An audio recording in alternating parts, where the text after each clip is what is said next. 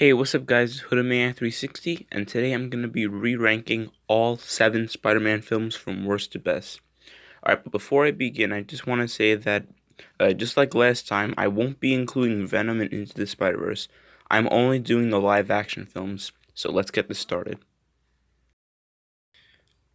So starting with number 7, I have The Amazing Spider-Man 2.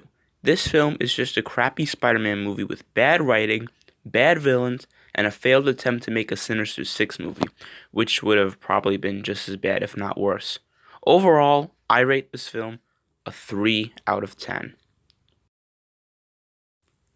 Coming in at number 6, I have The Amazing Spider-Man 1. Originally, this was supposed to be Spider-Man 4, but because of the failure of Spider-Man 3, the franchise was rebooted and this film was made. So what are my thoughts about this movie? Well, I don't think it's terrible, but it's not great either. I don't consider it a Spider-Man film, I just consider it as an average film. Go ahead and watch it if you want, I'm not stopping you, but whatever you do, do not watch the sequel, it's that bad. Overall, I'm just going to rate this film a 5 out of 10. Coming in at number 5, I have Spider-Man 3. Now, a lot of people just hate this film, but if you see my previous Spider-Man ranking video, you'll know that I really like this film. I like Peter, I like MJ, I like Harry, I like Sandman, I like J. Jonah Jameson, I like the black suit. The only character I didn't like was Eddie Brock, played by Topher Grace. Now, I don't blame Topher Grace at all for this, or Sam Raimi. I blame the studio for forcing Venom into the film. I think originally Sam Raimi just wanted Harry and Sandman to be the villains, which I'll admit would have probably been a better film, and we probably would have gotten to see as Spider-Man 4. But hey, I personally really like what we got. Overall, I rate this film a 7.5 out of 10. It's not as good as the first two, but hey, it's still a great movie. Coming in at number 4, I have Spider-Man Homecoming. Spider-Man Homecoming was an extremely fun film that took a completely different take on the character from the previous movies. In this one, Peter Parker is in high school, but he's taking an internship for S.H.I.E.L.D. because he wants to become an Avenger. But Tony Stark wants him to be just a friendly neighborhood Spider-Man. But he wants to prove to Stark that he's ready and capable of becoming an Avenger. The only thing I didn't like was that Peter was a little too over-reliant on Tony's technology. But aside from that, Spider-Man Homecoming was a great film. Overall, I rate this film an 8 out of 10.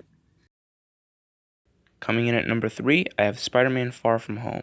Now, I thought Far From Home was better than Homecoming because now that Stark is gone, we can finally see Peter take care of himself, and they really did a good job showing Peter trying to protect his friends. So the plot for this film is that Peter is going on vacation with his class, but a giant water monster shows up, but then is defeated by Mysterio. But then we later find out that Mysterio is working for Nick Fury, and that there's another monster, but after they kill it, we find out that the monsters weren't real, and Mysterio is the bad guy the whole time, and he wants to replace Iron Man. Overall, Spider-Man Far From Home is just one of the better MCU movies in my opinion, and I'm going to give this film an 8.5 out of 10, just like last time. Coming in at number 2, I have Spider-Man 2. Now, if you've seen my first Spider-Man ranking video, you'll know that I put this film at number 2 and not number 1 like most people. So why isn't this at number 1? Well, let's get the good things out of the way. Spider-Man 2 is an amazing film where Peter becomes a lot more relatable. He's having trouble with work, he's having girl problems, his grades are failing, his rent is overdue, and Harry is mad at him because he takes Spider-Man's pictures and Harry thinks that Spider-Man killed his father.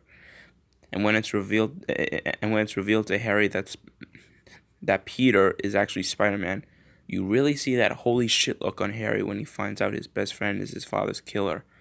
And Dr. Octopus, oh my god, Dr. Octopus, he was one of the best Spider-Man villains we've ever had in a Spider-Man movie.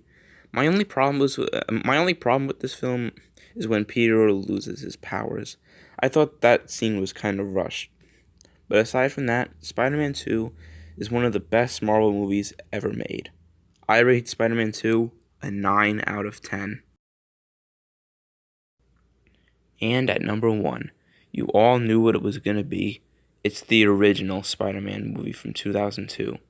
Of course, this is like the perfect superhero origin movie. It was hilarious when Peter was learning how to use his powers, and you really do feel for Peter when Uncle Ben dies. And Willem Dafoe steals the show with his role as the Green Goblin. Seriously, give this guy a fucking Oscar. But the best scene in the whole movie was the final fight between Spider-Man and the Green Goblin. That scene was just fucking brutal. Overall, I rate this film a 10 out of 10. Believe it or not, this is actually my favorite film of all time. And I could watch this film over and over again without getting tired of it.